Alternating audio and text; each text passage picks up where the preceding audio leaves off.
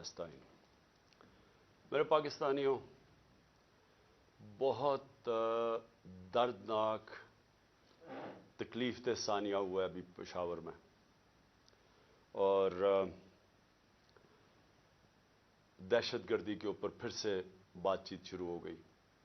ایک وقت پہ بہت بڑا موضوع تھا دہشت گردی، اور پھر آہستہ آہستہ نیچے گیا، اور اب پھر چند مہینوں سے پھر سے اوپر آ گیا۔ تو میں نے اس لیے کہا کہ پہلے تو میں اپنی قوم سے بات کرنا چاہتا ہوں، لیکن سب سے پہلے دہشت گردی کے اوپر، اور خاص طور پہ جو پختونخوا کی پولیس ہے، ماضی میں بھی یہ قربانیاں دیتے رہے۔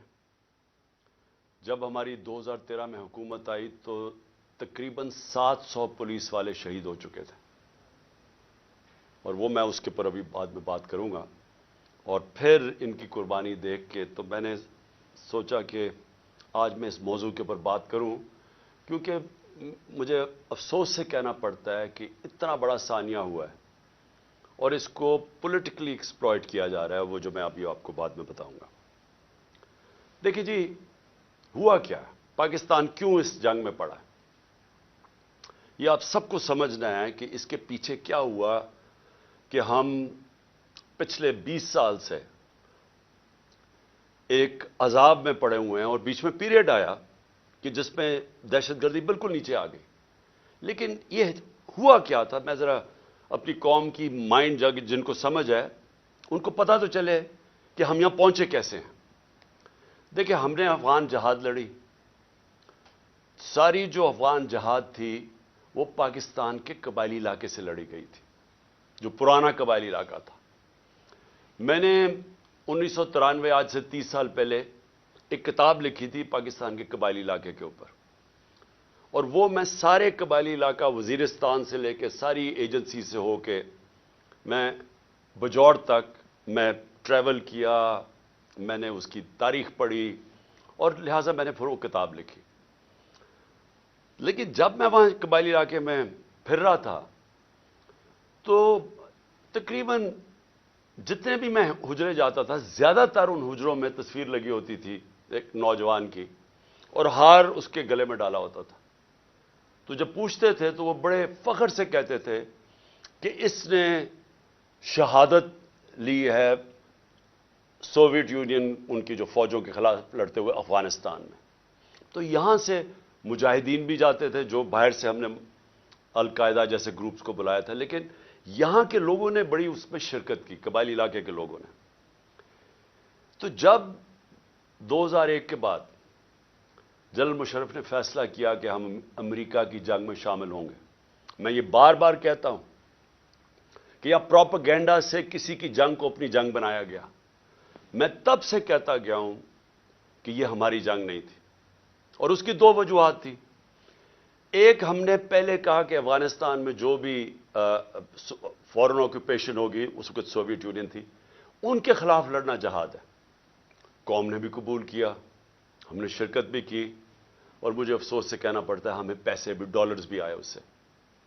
لیکن جب 2001 میں امریکہ اس کے بعد فیصلہ کرتا ہے افغانستان آنے میں، اور اب ہم اپنے لوگوں کو کہہ رہے ہیں، اپنی قوم کو بھی کہہ رہے ہیں، اور وہ لوگ جنہوں نے شرکت کی تھی اس افغان جہاد میں، وہ گروپس اور پھر وہ قبائلی علاقہ کے اندر جو لوگوں نے جس طرح میں نے آپ کو بتایا شہادتیں ہوئی اس افغان جہاد میں، اب ہم ان کو کہہ رہے ہیں کہ نہیں جی، اب یہ دہشت گردی ہوگی اگر امریکیوں کے خلاف آپ فورن آکوپیشن کے خلاف آپ لڑیں گے۔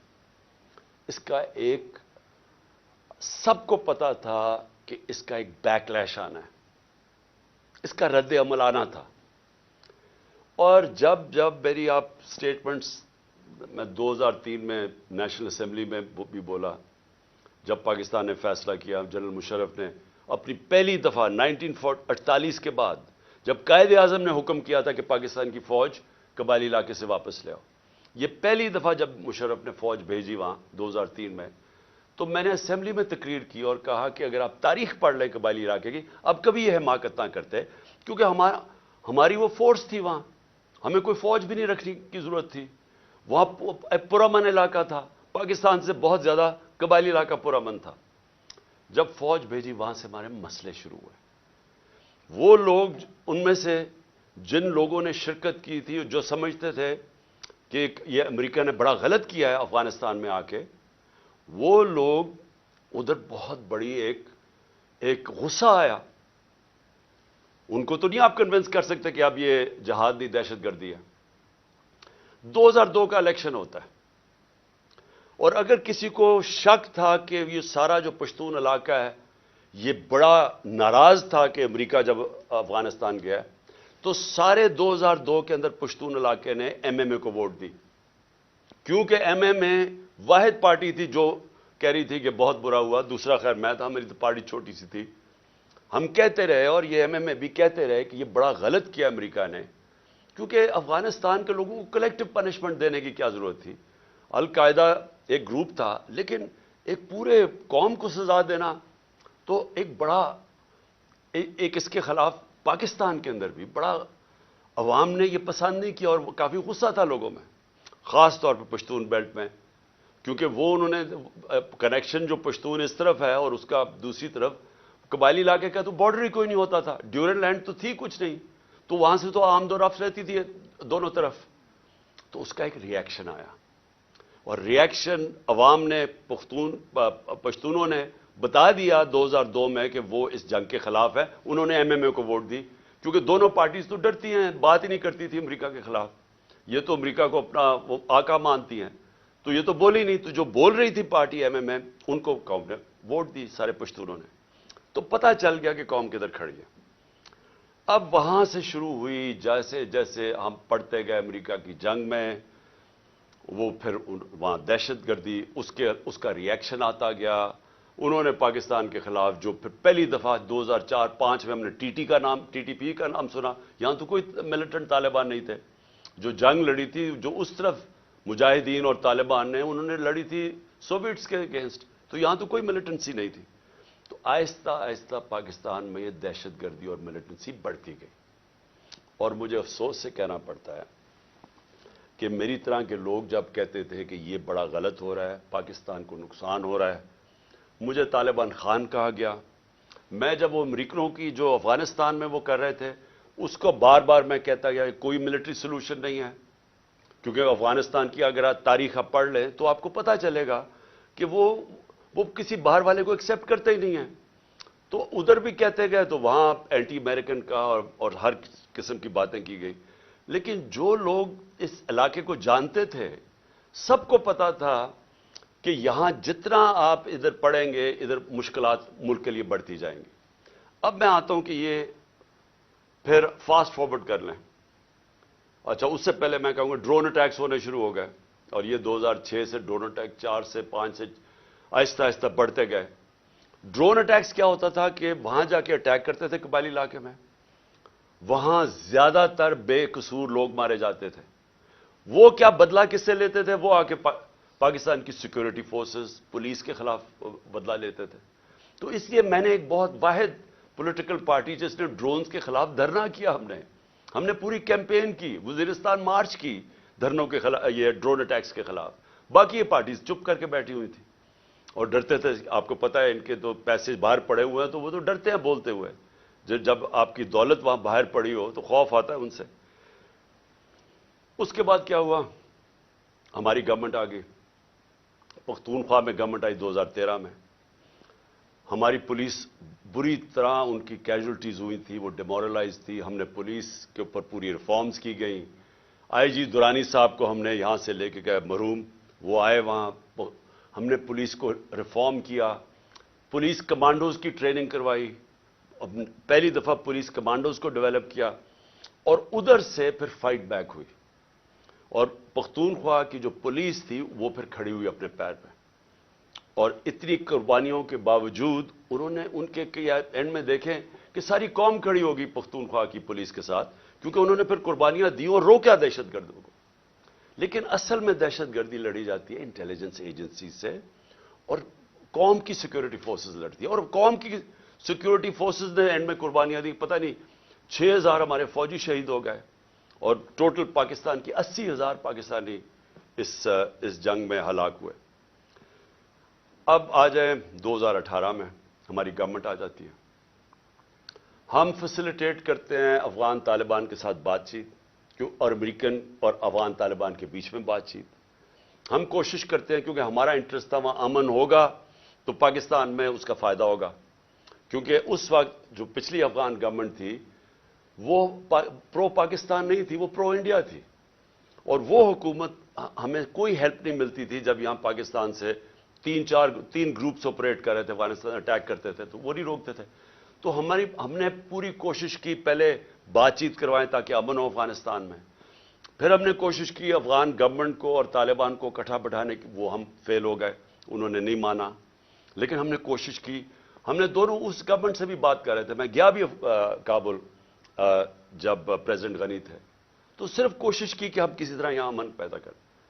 تو جب پچھلی 2021 کی گرمیاں, اب میں صرف آپ کو اس لیے تفصیل بتا رہا ہوں تاکہ آپ کو پتا ہو آج جو ہو رہا ہے اس کے پیچھے بیک گراؤنڈ کیا تھی. 2021 میں گرمیوں میں مجھے خوف آنا شروع ہو گیا جب امریکیوں نے ڈیٹ اناؤنس کی وڈرال کی افغانستان میں. مجھے خوف آنا شروع ہو گیا کہ یہاں خانہ جنگی ہوگی افغانستان میں. اور ہماری ISI نے ہمیں پوری بریفنگ دی کہ 3 لاکھ فوج ہے افغانستان کی, اور جیسے ہی وڈرال اگر یہ جب امریکہ جائیں گے تو یہ 3 لاکھ فوج اور 60-70 ہزار صرف طالبان ہیں, تو یہاں تو خانہ جنگی شروع ہو جائے گی. تو ایک خوف تھا کہ جب وہاں خانہ جنگی شروع ہوگی تو اس کا فال آؤٹ پاکستان میں بھی آئے گا. ایک یہ خوف تھا کہ امریکہ ہمیں ہمارے پہ سینکشنز لگا دیں, کیونکہ وہ پہلے ہی کہہ رہے تھے کہ پاکستان کی وجہ سے ہم نہیں جیتے افغانستان میں. وہ پاکستانی انٹیلیجنس ایجنسیز کو بلیم کرتے تھے کہ وہ طالبان کے خلاف اس لیے کامیاب نہیں ہو کیونکہ پاکستان ان کی مدد کر رہا تھا. تو ڈر یہ تھا کہ ایک دفعہ سول وار شروع ہو گئی تو انہوں نے سارا ملبہ ہمارے پہ ڈال دینا. تو ہم تب سے میں پچھلی یعنی 21 کی گرمیوں سے آپ میری سٹیٹمنٹس دیکھ لیں, میں کہتا گیا تھا کہ وہ جو 2021 اور 22 کی سردیاں ہیں وہ پاکستان کے لیے سب سے مشکل وقت ہے. اور اس کی ایک وجہ یہ تھی کہ مجھے خوف تھا افغانستان میں کیا ہوگا. میرا جنرل باجوہ سے کوئی اختلافات نہیں تھے, ہم ایک پیج پہ تھے. اس ملک نے بڑا فائدہ ہوا جبکہ پاکستان کی اسٹیبلشمنٹ اور الیکٹڈ گورنمنٹ ایک پیج پہ تھی. اچھے کام ہوا. کرونا کے اندر دنیا نے ہمارا تسلیم کیا جس طرح ہم نے ڈیل کیا, لیکن سب ایک قوم نے مل کے اس سے لڑا. اس کے بعد ٹڈی بھی تھی, اس کا ایک آیا وہ بھی, اس پہ بھی بڑا ہمیں خوف تھا. تو ہر چیز میں اس وقت ہم اکٹھے چل رہے تھے. اختلاف پہلا یہ ہوا کہ ایکسٹینشن کے بعد جنرل باجوہ نے بار بار ہمیں کہا کہ NRO کو ان کو NRO دے دو اور یہ اکاؤنٹیبلٹی سے پیچھے ہٹ جاؤ اور نیب کو چینج کر دو جو اب نیب ہے. یعنی نیب کو لاز کو امینڈ کرنا یہ تب سے شروع ہو گیا تھا کہ جیسے آپ امینڈ کریں گے تو یا پولیٹیکل سٹیبلٹی آ جائے گی. بیسکلی ان کو NRO دے دو, جو ہم نے ریفیوز کر دیا. میں نے میٹنگ بھی تھی ایک ہوئی تھی جس میں میرے سینئر منسٹرز بیٹھے تھے, جنرل باجوہ نے یہ تجویز دی. ہم نے کام نہیں کرتے کیونکہ میں تو آیا ہی پالیٹکس میں 26 سال پہلے تھا رول آف لا کے لیے اور انصاف, اور اگر انصاف نہیں ہوتا تو کرپشن ہوتی ہے. تو دوسرا اختلاف کدھر ہوا؟ دوسرا اختلاف ان سے ہوا جنرل فیض کے اوپر. اب میں آج ساری قوم کے سامنے رکھنا چاہتا ہوں جو حقائق کیا تھے. میرا جنرل فیض کو اس وقت میں سمجھتا تھا کہ کیونکہ 2021-22 کی سردیاں ہمارے لیے بڑی مشکل ہوں گی, میں چاہتا تھا کیونکہ افغانستان کا فال آؤٹ آنا تھا, میں یہ چاہ رہا تھا کہ ان کو یہ سردیوں تک جنرل فیض کو رکھا جائے.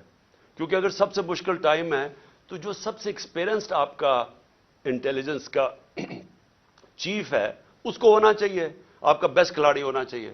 مجھے تب سے خوف تھا دہشت گردی کا. میں نے بار بار جنرل باجوہ سے بھی بات کی, میں نے اپنی کیبنٹ کو بھی بتایا کہ سردیاں ہمارے لیے مشکل ہیں, کیونکہ ایک پوری تاریخ میں دیکھ رہا تھا, مجھے تو پوری بیک گراؤنڈ پتا ہے اس کی.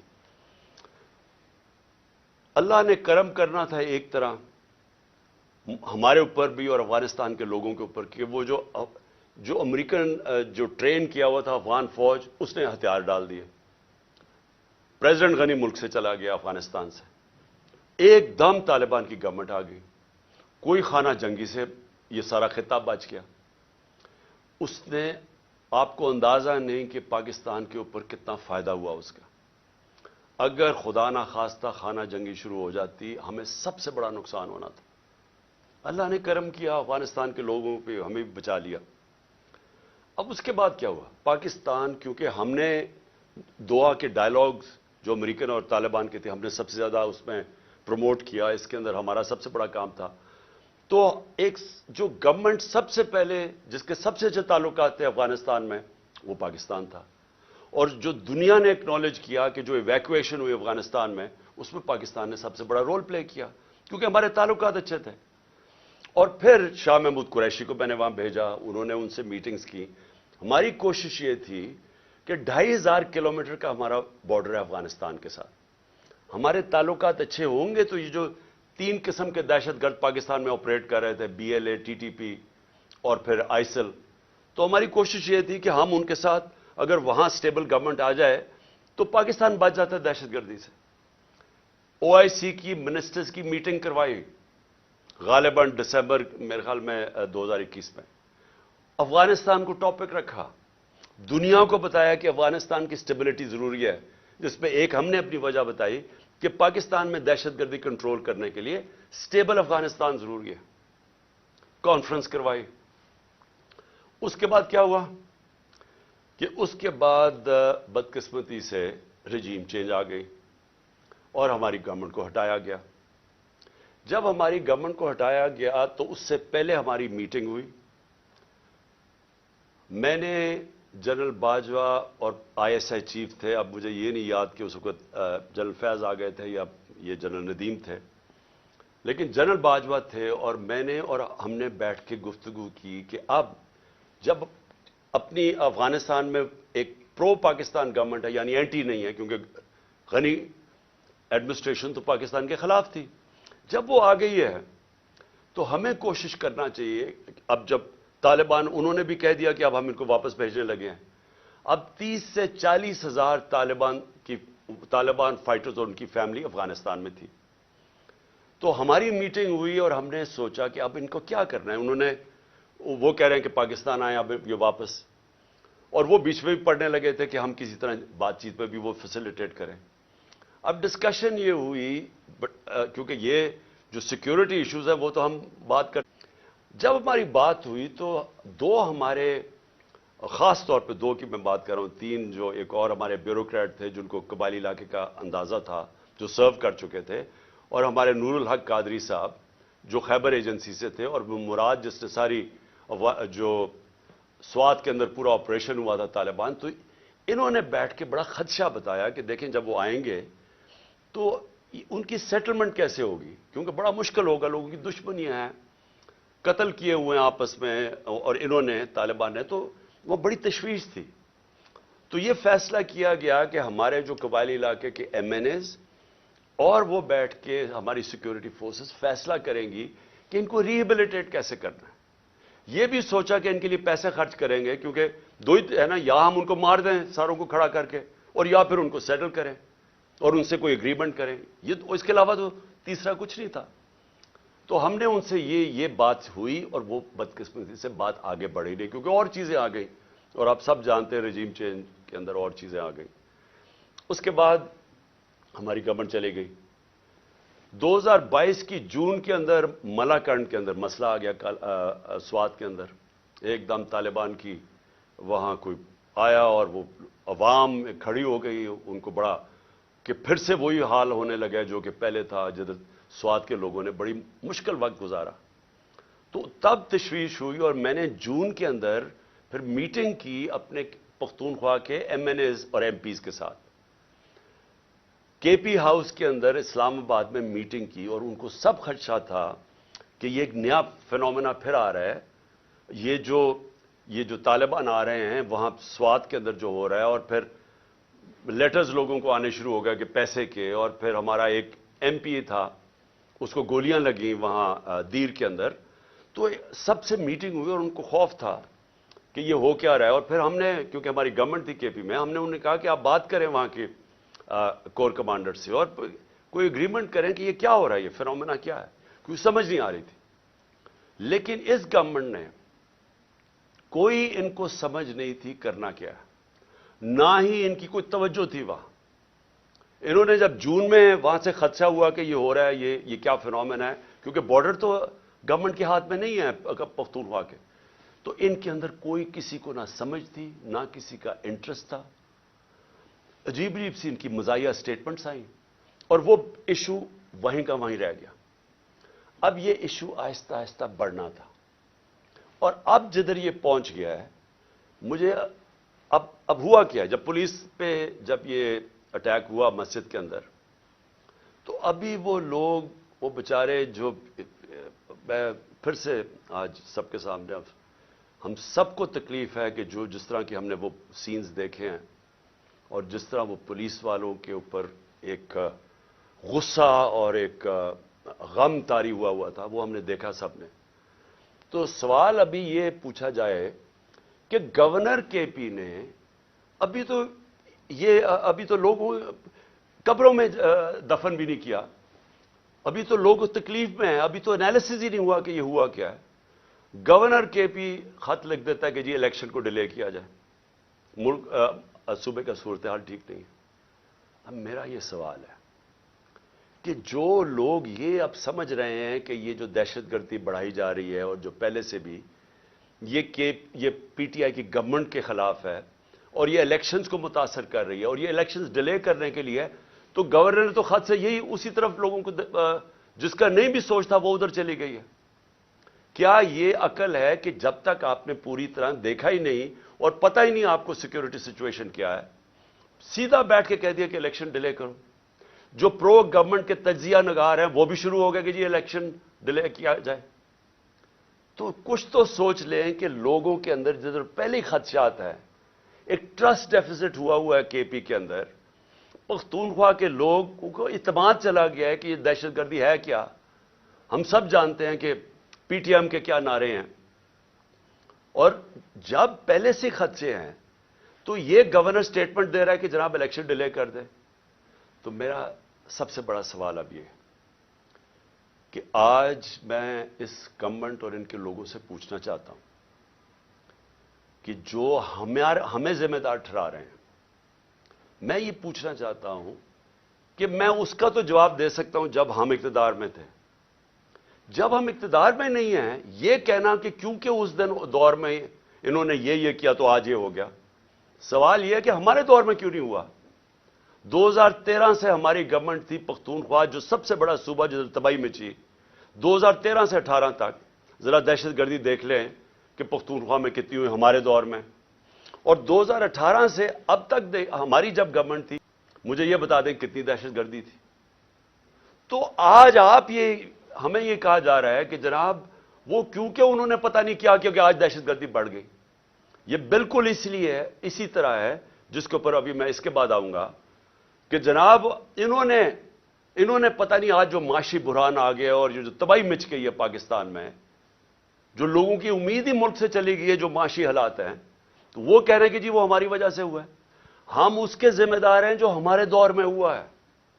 جب ہم پاور میں نہیں ہیں ہمارے سے کیوں جواب پوچھ رہے ہیں. میں آج پھر سے میں بار بار کہتا رہوں گا, مجھے ان کا پتہ تھا کہ یہ نااہل اور کرپٹ لوگ انہوں نے تو 30 سال حکومت کی اور ملک کو یہاں پہنچایا ہے. اور اب یہ کہنا کہ یہ جو جنرل باجوہ کی سوچ تھی کہ اب آ کے یہ ملک ٹھیک کر دیں گے, جو 17 سال میں سب سے بہتر پاکستان کی اکنامک پرفارمنس تھی, اس اکنامک پرفارمنس کے اوپر رجیم چینج کر کے ان کو لے آئے. میں بار بار جنرل باجوہ کو کہتا رہا اور میں نے واضح طور پہ شوکت ترین کو بھجوایا. میں اس لیے آپ کو کہوں گا کہ ہمیں پتا تھا یہ کیا ہونا ہے. میں ان کو جانتا ہوں 30 سال سے جو انہوں نے کیا پاکستان کے ساتھ, یہ جو قرضے چڑھے ہوئے ہیں جب سے یہ آئے ہیں, ذرا دیکھیں انہوں نے یہ امیر ہوتے جاتے ہیں ملک مقروض ہوتا جاتا ہے. تو انہوں نے ملک کیسے ٹھیک کرنا تھا. جو ملک کو تباہی کی طرف لے کے جائے وہ ملک ٹھیک کیسے کر سکتا ہے. ان کے یہ جو نون لیگ کی 99 یہ گورنمنٹ چھوڑ کے گئے ہیں, ذرا دیکھ لیں کہ کیا حال تھا پاکستان کی معیشت کا, اور اب یہ جو 2018 میں چھوڑ کے گئے تب دیکھ لیں کیا حال تھا. تو اب ان کو جب ہمیں ہٹا کے ان کو لے کے آئے, انہوں نے اب ٹھیک کر دینا تھا ملک. چلتی ہوئی معیشت جو 17 سال میں اس کی گروتھ ریٹ یعنی جو اکانومی میں دولت میں اضافہ ہو رہا تھا 5.7 اور 6%, آخری 2 سالوں میں کرونا کے باوجود. کرونا کا بھی میں بار بار آپ کو اس لیے یاد کرواؤں گا, یہ دنیا کے اندر اتنا بڑا ثانیہ صدی میں ایک دفعہ آتا ہے. اور دیکھیں کہ پاکستان کیسے نکلا اس میں سے, اور پھر اپنے لوگوں کو, معیشت کو, سب کو بچا لیا, غریبوں کو بچا لیا. اور ہم جب وہاں سے جب اس کو بتایا جنرل باجوہ کو کہ یہ نہ کامیاب ہونے دیں, اور اس لیے کامیاب نہ ہونے دیں کیونکہ یہ نہیں سنبھال سکیں گے, اور وہی ہوا. جیسے ہی آئے ملک نیچے جانا شروع ہو گیا. مجھے بتائیں کون سا اتنا بڑا عذاب آیا تھا؟ کیا چینج آیا کہ دہشت گردی بھی اسپانوں میں چلی گئی اور یہ معیشت بھی زمین پہ چلی گئی؟ کون سا چینج آیا تھا؟ یعنی کوئی مجھے سمجھائے کہ ہمارا تو مسئلہ بنا ہوا تھا, تیل پہنچ گیا تھا $110 سے $115 بیرل, اب وہ آگے ابھی اوپر ہی بھی ہے تو $85 کا ہے. تو جب اصل تو مہنگائی تیل کی وجہ سے آتی ہے جو آپ امپورٹ کرتے ہیں.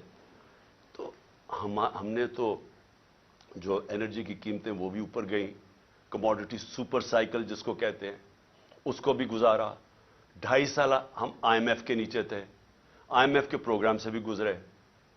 اس کے باوجود اگر ہم یہ پاکستان کی دولت میں اضافہ کر سکتے ہیں, انڈسٹری بھی گرو کر رہی تھی, کسان بھی خوش تھا, سروسز بھی اوپر جا رہی تھی, فیوچر ٹیکنالوجی اس میں گروتھ آ گئی تھی, ہمارے ٹیکس کلیکشن بڑھ گئے تھے, ہمارے record tax collection, overseas Pakistani کو اعتماد تھا ہمارے پہ, وہ ریمیٹنسز ریکارڈ بھیج رہے تھے $31 ارب کی.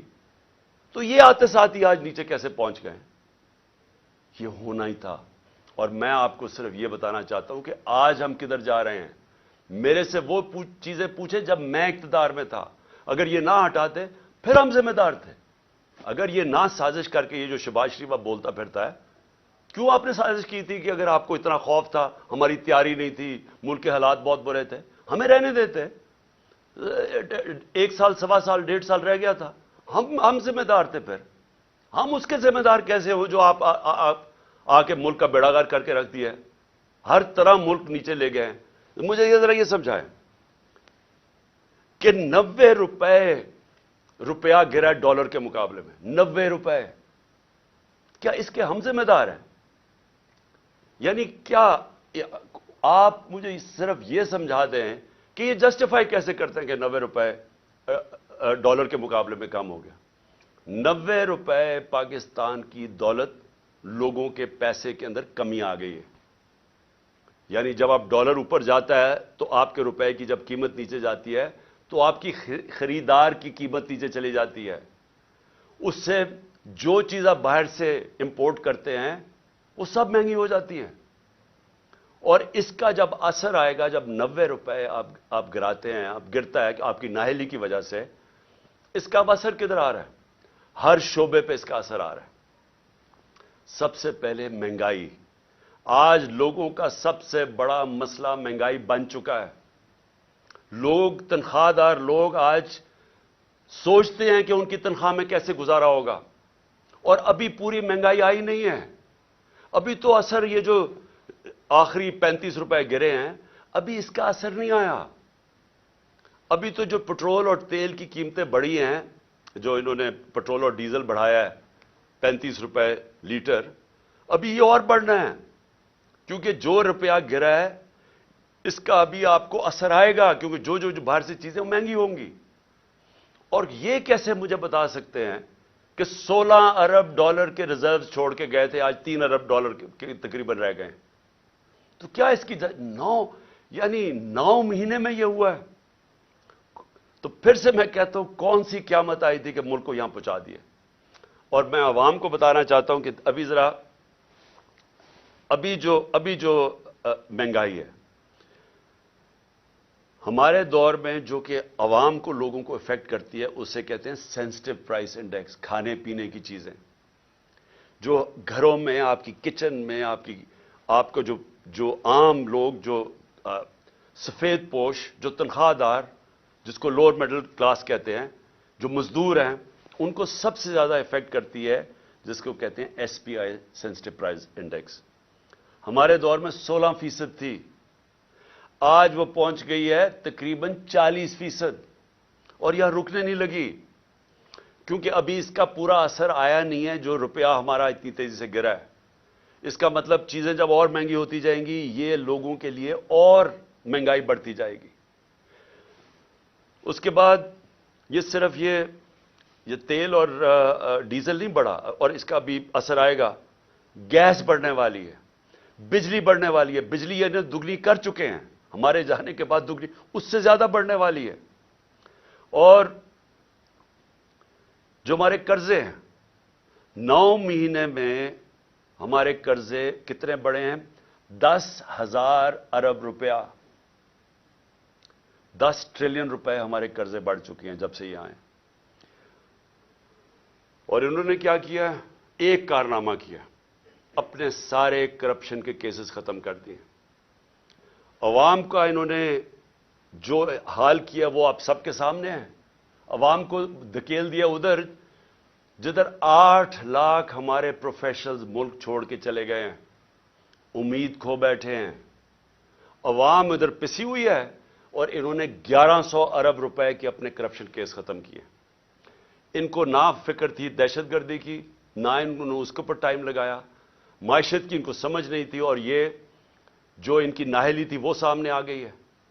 اور اپنا صرف جدر کامیابی سے جس کام کے لیے آئے تھے، اپنے سارے کرپشن کے کیس ختم کر دیے، جس کو ہم NRO2 کہتے ہیں.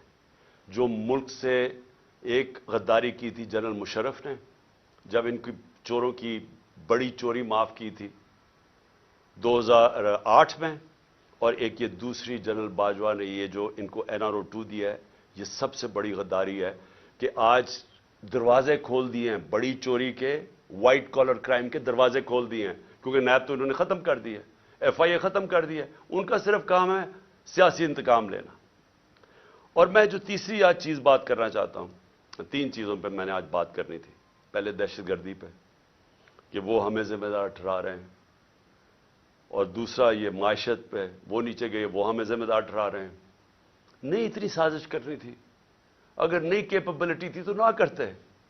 تو آج آ کے آپ اپنی چوری معاف کروا لیں، لیکن جو سارا ملک نے تباہی کیا وہ ہمارے پہ ڈال دیں. جو تیسری چیز ہے وہ اسی وجہ سے وہ ہے الیکشنز. اب میں یہ بتاؤں کہ ہماری پنجاب اور پختونخوا میں حکومتیں تھیں، 66% پاکستان ہمارے نیچے تھا.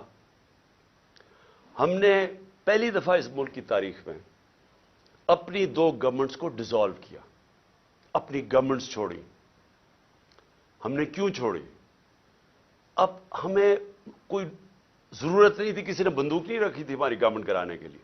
ہم نے اس لیے چھوڑی کیونکہ ہم سب کو خوف آ رہا ہے پاکستان کا. یہ جو تباہی کی طرف یہ لے کے جا رہے ہیں، اور مجھے خوف ہے کہ آگے اور ہم نے کتنا نیچے جانا ہے. IMF مل بھی گئی تو وہ بھی کینسر کا علاج ڈسپلن سے ہوگا. خوف یہ تھا کہ اگر یہ زیادہ، اور ان کا کوئی الیکشن کروانے کا سوچ نہیں. یہ بھی واضح ہو جانا چاہیے کہ اتنی جلدی انہوں نے پشاور کے ثانیہ کو استعمال کیا ہے کہ کس طرح الیکشن ڈیلے ہو جائے. ان کا الیکشن اس سال کروانے کا بھی نہیں تھا پلان، یہ آگے لے کے جانا چاہتے ہیں. اور ان کی پوری کوشش یہ ہے کہ کسی نہ کسی طرح یہ تب الیکشن کروائیں جب یہ سمجھیں کہ تحریک انصاف ختم ہو چکی ہے. یہ ان کا پلان ہے. اور ہم نے اس لیے یہ الیکشن کا فیصلہ کیا، اور ہم نے یہ سوچا کہ کس طرح ہم الیکشن کروا سکتے ہیں. ہم نے کہا اپنی گورنمنٹ سے نکل جاتے ہیں، اور ہم نے آئین کو سامنے رکھتے ہوئے یہ فیصلہ کیا. آئین کے اندر بڑا واضح ہے، اس میں کوئی ابہام نہیں ہے، کوئی بھی اس کے خلاف نہیں جا سکتا. آرٹیکل 105 آئین کا واضح طور پہ کہتا ہے کہ جب اسمبلیز ڈیزالو ہوں گی تو 90 دن اور اس سے کم میں الیکشن ہوگا. کوئی ifs and buts نہیں ہے اس میں. یہ ہم نے قربانی اس لیے دی کہ ہم سے یہ سمجھتے تھے کہ یہاں ایک ہی طریقہ ہے کہ ایک دفعہ پنجاب اور پختونخوا میں الیکشن ہو گیا تو مجبوراً 66% پاکستان میں الیکشن ہوگا، مطلب سارے ملک میں ہو جائے گا. تو ہم نے تو اس لیے دی. اب یہ اس سے بھاگ رہے ہیں، سب مل کے اب کوشش کر رہے ہیں کہ کسی نہ کسی طرح اس سے باہر نکلیں. اب میں سارے پاکستانی کو بتانا چاہتا ہوں، اپنی ساری لیگل کمیونٹی کو بتانا چاہتا ہوں، اپنے وکلا اور اپنی عدلیہ کو بتانا چاہتا ہوں کہ جتنا بڑا یہ نقصان پہنچے گا اگر یہ کامیاب ہوگا 90 ڈیز سے آگے لے جانے کی، یہ وہی ہوگا لینڈ مارک جو کہ ایک دفعہ जस्टिस मुनीर ने इस मुल्क के अंदर रूल ऑफ लॉ को ख़त्म करके डॉक्ट्रिन ऑफ नेसेसिटी लेके आए थे। वो कोई नहीं भूला आज तक। कोई वजह नहीं है कि 90 डेज से आगे लेके जाएं।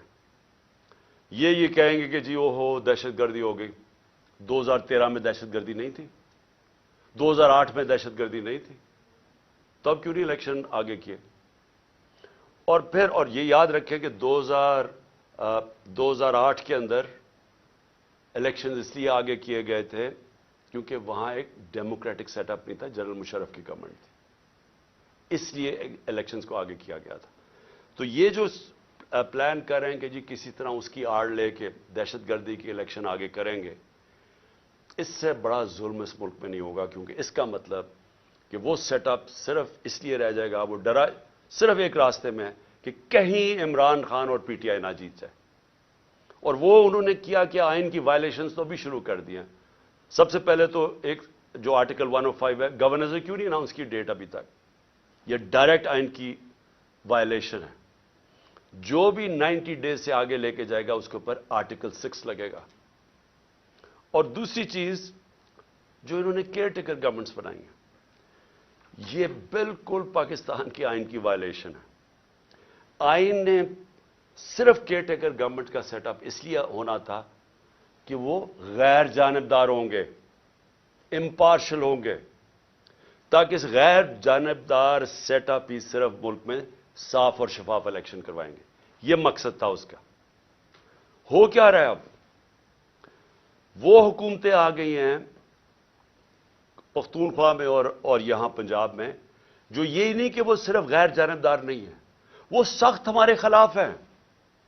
अभी से सारे कदम उठाने शुरू हो गए हैं, जो कि ये शहबाज शरीफ की हुकूमत भी ना थोड़ा सोच समझ के करती, क्योंकि जल्दी में है।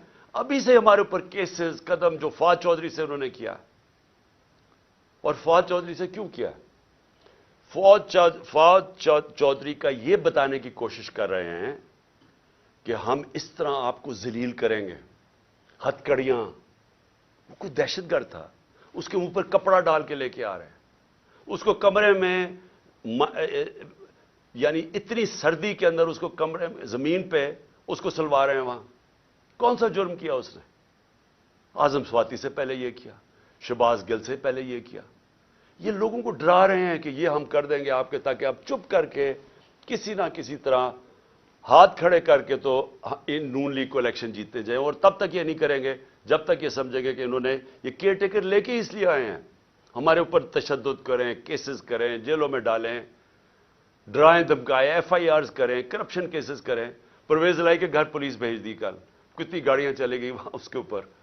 हमारे वो वर्कर्स के उनको पुलिस बुला के हरासा करना शुरू हो गई है कि तुम्हारे केसेस करेंगे, उनको टेलीफोन कर रहे हैं।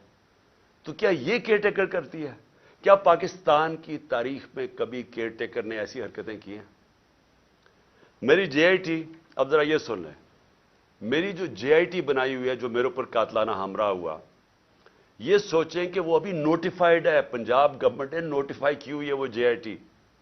उसको आते साथ ही सारे उसको नॉन फंक्शनल कर दिया, उसके रिकॉर्ड सील कर दिए। किस चीज का खौफ है? पहले वो 2 DPO गुजरात और ये जो CTD का SSP था, वो कॉर्पोरेट, वो हमारे नीचे ऑफिसर्स काम कर रहे हैं, वो पंजाब गवर्नमेंट की बनाई हुई JIT से वो कहते जी हम जवाब देनी है। उनको कहा फोन पकड़ाएं जिन्होंने आपने वीडियोस बनाई हुई हैं, नहीं जी हम नहीं देते। उन्हें कहा JIT के सामने, हम नहीं आते। कौन इनके पीछे है? कौन इतना ताकतवर है कि पंजाब पुलिस इतनी कॉन्फिडेंट हो जाए, इतना उसको इत्मीनान हो कि उनके पास कोई ताकतवर उनके फोर्सेस है कि एक्स प्राइम मिनिस्टर बड़ी पार्टी का हेड अपनी FIR ना कटवा सके अपने सूबे में। और फिर जिनको खौफ है, वो जो ताकतवर लोग जिनको खौफ है कि कोई चीजें ना सामने आ जाएं JIT की, वो सारे ताकतवर लोग पूरी कोशिश करें सैबोटाज करने की। लेकिन सैबोटाज करने से पहले क्या चीजें सामने आ गई हैं? पहले मैं ये जरा आपको 2 चीजें बता दूं कि पहले तो 16 दिसंबर को JIT ने जो फोरेंसिक रिपोर्ट दी थी अदालत में, उसमें क्या चीज आई? 2 शूटर थे। उन्होंने ये एस्टेब्लिश कर दिया कि दो بندوق والے تھے جنہوں نے گولیاں چلائی ہیں. وہ 16 دسمبر کی آ گئی. اب 3 جنوری کی جو فورینزک رپورٹ ہے جو عدالت میں اب گئی ہے، ابھی گئی ہے عدالت کے اندر، یہ عدالت میں جمع ہو گئی ہیں. اس نے اسٹیبلش کیا ہے کہ 3 شوٹر تھے. سو جو سارا بنایا ہوا تھا کہ جی ایک دینی انتہا پسند ہے جس نے کہا میں اکیلا ہوں، اس کو پڑھا کے بھیجا تھا پہلی سٹیٹمنٹ میں اکیلا ہوں، تو پہلے تو یہ ثابت ہو گیا کہ 3 شوٹر تھے. تو ساری جو سازش تھی وہ سامنے آ گئی. اور 3 شوٹر اس طرح تھے کہ اس کی گولیاں جو ہم کہہ رہے تھے، جو میں بھی کہہ رہا تھا کہ اوپر سے میرے چھت سے گولیاں، ان کے گولیوں کے خول مل گئے جو انہوں نے آئیڈینٹیفائی کیا جی آئی ٹی نے، جو کہ اب عدالت میں جمع کروا دی. تو سوال میرا یہ پھر سے بنتا ہے کہ کیا ایک کیئر ٹیکر گورنمنٹ جس کا کام ہی یہ نہیں ہے، جس کا کام یہ تھا کہ وہ صرف اور صرف الیکشن کروائے، وہ انٹرفیئر کر رہی ہے جی آئی ٹی میں؟ کون ہے ان کے پیچھے؟ کون ہے یہ ان کو جو ایڈوائز کر رہا ہے کہ سارے جو آفیسرز یہاں لگوائے جائیں وہ سارے اینٹی پی ٹی آئی ہوں؟ ان آفیسرز کو لگایا جا رہا ہے جنہوں نے 25 مئی میں ہمارے اوپر ظلم کیا تھا. ہم نے 22 صرف ساری پنجاب کی فورس سے ہم نے 22 لوگوں کے نام دیے تھے کہ ان کو آپ کو نہیں لگانا چاہیے، یہ سخت ہمارے تحریک انصاف کے خلاف ہے، انہوں نے ہمارے اگینسٹ ایکشن لیا تھا. ان میں سے 13 کو لگا چکے ہیں، 22 میں سے 13 لگ گئے اور باقی لگنے والے ہیں. کون سی کیئر ٹیکر گورنمنٹ نے پاکستان کی تاریخ میں یہ کیا ہے؟ اور میں ایک اور بھی بات کرنا چاہتا ہوں کیونکہ یہ میرے اوپر جو قاتلانہ حملہ ہوا تھا، ایک قیامت کی نشانی آ گئی ہے. آصف زرداری نے میرے اوپر ہرجانہ کر دیا، ڈیفیمیشن کر دی ہے. ڈیفیمیشن کا کیا مطلب ہوتا ہے؟ کہ میری ریپوٹیشن کو نقصان پہنچایا گیا ہے، اس لیے میں عدالت میں جا رہا ہوں. آصف زرداری صاحب، سب سے پہلے جب یہ عدالت میں کیس جائے گا، میں تو بڑا شکر کر رہا ہوں کہ آپ عدالت میں آئیں گے. سب سے پہلے وہ آپ سے پوچھیں گے کیا آپ کی کوئی ریپوٹیشن ہے جو خراب ہوئی ہے، اس کو نقصان پہنچ سکتا ہے. ساری دنیا میں مضمون آپ کو دکھائیں گے پہلے کہ مسٹر 10% آپ کا نام رکھا گیا تھا، کہ ہر چیز کے اوپر پیسے بناتے تھے. سندھ کے لوگوں سے پوچھیں کہ کیا ظلم کا نظام آپ نے وہاں رکھا ہوا ہے. قرآن پہ ہاتھ رکھ کے بتائیں کہ آپ نے اب تک کتنے لوگ مروا چکے ہیں. وہ جج کا جو نام آپ کے اوپر آتا ہے، بتائیں نا لوگوں کو کہ آپ نے کیا کیا کیا اپنی ماضی میں، کس طرح کی دہشت پھیلائی ہوئی آپ نے سندھ کے اندر. میں تو شکر کر رہا ہوں کہ میرے اوپر ہرجانہ کریں آپ. اور پھر کیا یہ جب میں کہہ رہا تھا کہ میرے اوپر حملہ ہونے والا، یہ جو جی آئی ٹی کی رپورٹ کے سامنے کہ ایک دینی انتہا پسند کے نام پہ مجھے قتل کریں گے، تو کیا کسی نے رائٹنگ میں دیا تھا کانٹریکٹ؟ مجھے پتا چل ہی گیا تھا نا کہیں سے. تو میں اس لیے بول رہا تھا تب، اور جلسوں میں کہہ رہا تھا کہ کرنے والے ہیں. اس سے پہلے بھی ایک پلان بنایا ہوا تھا، یہ پلان بھی بنا تھا. تو کوئی مجھے رائٹنگ میں تو کسی نے نہیں کہا تھا کہ آپ ثبوت دیں. جی مجھے انفارمیشن ملی تھی تو میں نے کہا تھا، اور وہ ساری انفارمیشن ثابت ہو رہی ہے. یہ جو جی آئی ٹی میں کور اپ کرنے کی کوشش ہو رہی ہے، یہ طاقتور لوگ اپنے آپ کو بچا رہے ہیں، اس لیے وہ خوف زدہ ہیں کہ کہیں سچ نہ سامنے آ جائے. اور یہ جو آصف زرداری آپ نے جو گیم کی ہے، یہ ایک سپلنٹر گروپ ہے دہشت گردوں کا. اور میری انفارمیشن اتنی سالڈ ہے، وہ اتنی سالڈ ہے کہ وہ اس میں جو مجھے ڈیٹیلز پتا ہے کہ کون سے وہ ایجنسیز کے آفیسرز اس کے ساتھ آپ کے ساتھ ملے ہوئے ہیں جنہوں نے پلان کیا ہے. پہلے تھا ایک قتل کا پلان ہے، اس کو میں نے جب 4 نام میں نے ٹیپ پہ ریکارڈ کر کے ملک سے باہر پہنچا دیے، مجھے کچھ ہوگا وہ نام آ جائیں گے. پھر پلان بی بنا جس میں 3 لوگ ملوث تھے، اس کا میں نے سیدھی طرح، اور اس کی ایف آئی آر، اس کی کیوں کہ ایف آئی آر نہیں ہوئی، اسی سے ثابت ہوتا کہ وہ تینوں ملوث تھے. کیونکہ میری رائٹ ہے، یہ تو میرا حق ہے کہ ایف آئی آر، میرے اوپر قاتلانہ حملہ ہوا، مجھے اجازت ہونی چاہیے تھی، انویسٹیگیشن میں اپنے آپ کو ثابت کر لیتا ہے. اور یہ جو تیسرا جو یہ پلان انہوں نے کیا ہوا ہے، اب یہ دہشت گردی کے نام پہ ہوگا کہ پہلے تو دینی انتہا پسند نا، سلمان تسیب ٹائپ مرڈر. اب یہ ہوگا کہ جی دہشت گردی ملک میں آ گئی ہے، تو جی دہشت گرد کا خودکش حملہ ہو گیا اور عمران خان کو مار دیا. میں یہ اس لیے ساری قوم کے سامنے لے کے آ رہا ہوں کہ آصف زرداری، آپ نے جو اربوں روپیہ اس ملک کا چوری کر کے باہر رکھا ہوا ہے، یہ قوم آپ کو معاف نہیں کرے گی. اس لیے میں نے کیا ہے کہ آپ پیسہ نہ انجوائے کریں، بعد میں یہ سمجھیں حملہ کروا کے کروا دیں. اور وہ جو آفیسرز بھی ہیں ان کا بھی مجھے پتہ ہے کون ملوث ہے ان کے اندر. اور اس لیے میں پہلے سے لوگوں کو آگاہ کر رہا ہوں، اور میں بڑا شکر کر رہا ہوں کہ اس آدمی کو میرے ساتھ عدالت میں کھڑا کرو. میں اس کی پوری کتاب ہوگی، اتنی بڑی کتاب ہوگی بتانے کے لیے کہ اس کے پاس ریپوٹیشن ہی نہیں ہے ڈیفینڈ کرنے کے لیے. آخر میں اپنی قوم کو میرا آخری پیغام یہ آج کی تقریر کا کہ دیکھیں، ایک ملک پھر سے یہ یاد رکھیں کہ ہم جس طرح جا رہے ہیں یہ ملک ہم تباہی کی طرف جا رہے ہیں. کیوں؟ کیونکہ ہمارا ایک بہت بڑا، جب پاکستان بنا تھا اس کے پیچھے ایک بڑا فلسفہ تھا، اس کے پیچھے قربانیاں تھیں، اس کے پیچھے ایک بڑی خواب تھی. اس ملک کو بنانے کے لیے ساری دنیا، مسلمان دنیا میں خوشیاں ہوئی تھیں. مجھے البینیا کا پرائم منسٹر ملا ایک دفعہ. اس نے کہا کہ ہم قائد اعظم کی تقریریں سنا کرتے تھے، اب وہ فوت ہو گئے، ہم ریڈیو پہ سنا کرتے تھے. اور نیلسن منڈیلا نے کہا کہ وہ قائد اعظم کی تقریریں سنتے تھے کیونکہ وہ سارے آزادی کی جنگ میں ملوث تھے. اور اس نے کہا کہ مٹھائیاں بانٹی گئیں البینیا کے اندر جب پاکستان بنا. یہ ساری مسلمان دنیا میں ایک ہوپ آئی کہ ایک ایسا ملک بنے گا. اس وقت سب سے بڑی پاکستان کی آبادی تھی مسلمان ملکوں میں. بدقسمتی سے، ناانصافی کی وجہ سے ایسٹ پاکستان علیحدہ ہوا. تو اس وقت سارے لوگوں نے امید لگائی ہوئی تھی کہ ایک ایسا ملک آئے گا جو لیڈ کرے گا مسلمان دنیا کو. ہم کدھر پہنچ گئے وہاں سے؟ ہمارے پاس یہ چور اوپر بیٹھ گئے، آ کے پیسے ان کے باہر پڑے ہیں، ملک کا ان کو کوئی فکر ہی نہیں ہے. روپیہ 90 روپیہ ڈالر مہنگا ہو گیا ہے ان کے 9 مہینے میں.